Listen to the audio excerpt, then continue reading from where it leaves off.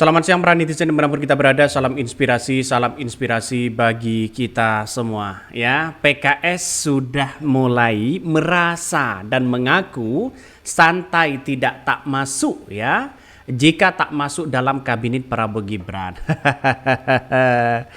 Iya, saya kira PKS itu dibutuhkan ya di pemerintahan seorang Prabowo. Kalau mau bergabung sebenarnya ya, kalau dapat menteri atau tidak, paling dapat satu menteri atau dapat wamin menteri ya. Atau dapat wamin. Artinya apa? Artinya bahwa kalau PKS tidak mendapatkan apa-apa, buat apa? Ya, buat apa mendukung pemerintahan Prabowo? Kan itu logikanya ya. Karena yang dicari partai di situ adalah ya kalau berkoalisi mereka pasti dapat menteri. Inilah apakah PKS tidak dapat menteri? Nah, ini yang kita lihat. Atau jangan-jangan kurang menterinya. Makanya saya sudah menggarisbawahi bahwa partai koalisi ya yang sudah tergabung dan berdarah-darah mendukung Prabowo Gibran ya itu harus menjadi prioritas utama dibandingkan dengan ya lawan-lawan yang kemudian dulu berlawan begitu kan ya, berseberangan tapi mau bergabung mungkin akan dapat satu menteri. Inilah yang kemudian Prabowo itu hitung-hitungannya seperti itu ya. Nampaknya seorang Prabowo masih memperhitungkan begitu kan suara-suara PKS. Karena apa? Karena suara PKS nantinya ya sebagai PKB, PKS, Nasdem ini nantinya saya memprediksi akan dikunci oleh seorang Prabowo. Bagaimana caranya? Ya caranya kasihlah satu menteri satu persatu begitu kan. Kalau PDIP perlu kasihlah satu menteri sebagai kunci nanti di tahun 2029 Partai Nasdem, PKB, PKS dan PDIP mereka tidak bisa bergabung begitu kan. Itu cara utama strategi yang kemudian dimainkan oleh seorang Prabowo. Pasti dikunci begitu kan ya. Kalau ini jelas begitu kan ya, tidak dikasih menteri, maka kemudian yang terjadi apa? Yang terjadi ya di tahun 2029 bisa saja ya berlawanan dengan seorang Prabowo. Nah, itu satu begitu ya. Karena kita lihat bahwa PKB, Nasdem, PKS begitu kan, kalau di tahun 2029 mendukung Gibran, wah ini semakin Prabowo semakin kekuatannya semakin pudar. Maka secara tidak langsung bahwa apa yang kemudian dilakukan oleh PKS di situ bisa saja ya bergabung begitu, bisa saja mengusung Gibran karena nampaknya hari ini kalau tidak mendapat menteri ya tidak ada masalah sebenarnya. Kita lihat saja sudah beberapa hari kemudian PKS sudah sudah tidak mendukung Anies Baswedan lagi. Ya, mungkin kita lihat apakah mereka dapat menteri atau tidak. Coba kita baca ini. PKS mengaku santai tidak jika tak masuk dalam kabinet Prabowo Gibran. Saya kira hal-hal yang kemudian kita amati hari ini bahwa nampaknya begitu kan kalau tidak masuk pada tidak dapat menteri ya buat apa kita berkoalisi kan begitu secara logika ya saya kira ini ya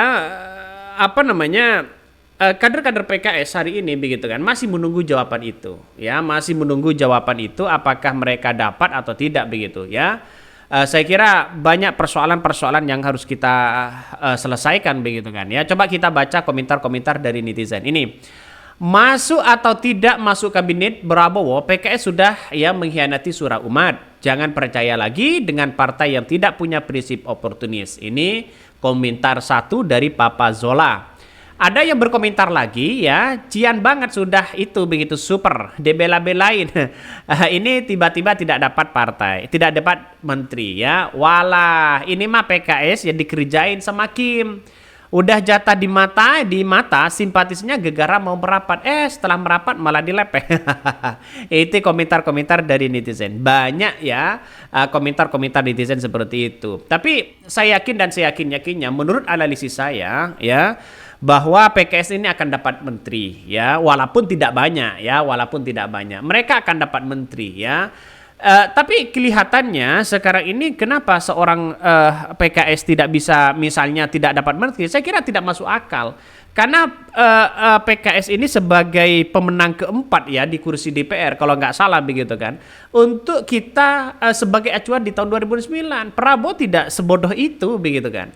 Artinya apa? Artinya bahwa apa yang kemudian dilakukan oleh seorang Prabowo pasti akan dikasih jatah menteri di situ, ya. Pasti dikasih. Coba baca komentar netizen. Kamu jadi intan berlian, kamu di oposisi bersama rakyat dalam menentang kebijakan yang tidak pro rakyat. Harus diakui kalian besar, bukan karena kader tapi karena dorongan rakyat yang ingin perubahan. Tapi di detik akhir kalian justru ya bingung ya dengan Kim. Terima efeklah kekecewaan pendukungmu. Ini komentar-komentar dari netizen. Banyak sekali pro dan kontra. Ada pro dan ada kontra ya. Wajar dalam dunia politik. Coba kita baca dulu ya beritanya. Ini agak menarik begitu kan ya. PKS mengaku santai jika tak masuk dalam kabinet Prabowo Gibran, padahal dia mengharapkan begitu.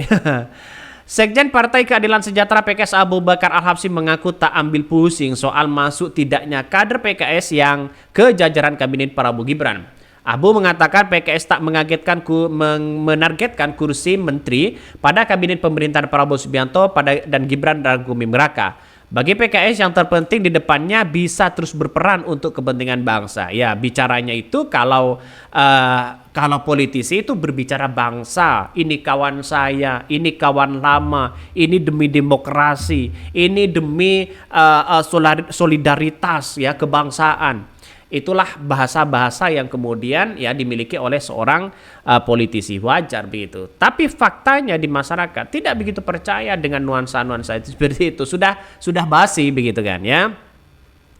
Abu menyerahkan sepenuhnya hal itu kepada Prabowo untuk menunjuk menteri, hak prerogatif presiden dalam menentukan siapa soal dalam kabinetnya. Diketahui PKS bukan merupakan ya partai pengusung pasangan Prabowo Gibran dalam Pilpres 2024. PKS kemudian bergabung dalam Koalisi Indonesia Maju yang mendukung Prabowo. Abu mengatakan bahwa PKS ya terus berkomunikasi dengan Ketua Umum Partai Gerindra Prabowo Subianto dan hasilnya positif. Di samping itu kata Abu ya tidak ada tawar-menawar dalam komunikasi tersebut. Iya memang tidak ada tawar-menawar yang disampaikan kepada publik, tapi pada kenyataannya mengharap menteri kan, ya seorang Partai Nasdem juga sama, tidak mengharapkan menteri begitu, ya. Kenapa? Ya pernyataan dari Surya Paloh sudah jelas tidak mengharapkan menteri apa-apa. Tapi kalau dikasih alangkah baiknya. Itulah bahasa politiknya begitu kan ya. Mau dapat atau tidak itu tidak ada masalah. Yang penting membangun bangsa ya. Kalau mereka tidak dapat tidak ada masalah ya, apalagi dapat. Ini gimana logikanya ya? Semakin dapat ya kalau mereka bergabung ya alhamdulillah bersyukur begitu. Saya kira hanya dapat satu menteri lah ya untuk mengunci itu. Ini akan pelan-pelan di situ ya. Prabowo saya yakin akan pelan-pelan. Mungkin Nasdem satu menteri ya, terus kemudian PKB satu menteri, PKS satu menteri. Kalau PDIP ditawari ya silahkan mungkin satu menteri. Tapi di pertengahan nanti, di detik-detik akhir, 3 tahun yang lalu bahkan 4 tahun yang lalu, bukan tidak mungkin PKS bisa saja 2 menteri, ditambah lagi menteri, ada reshuffle ini, reshuffle itu, bisa saja itu terjadi. Yang namanya politik kita kan tidak tahu begitu kan ya. Jabatan 5 tahun itu hanya sebentar bos ya. Ini hanya sebentar, sana sini sudah berapa tahun begitu. Oke, mungkin itu yang kami sampaikan. Tonton terus channel Saudari Podcast Rakyat ini, jangan lupa di subscribe.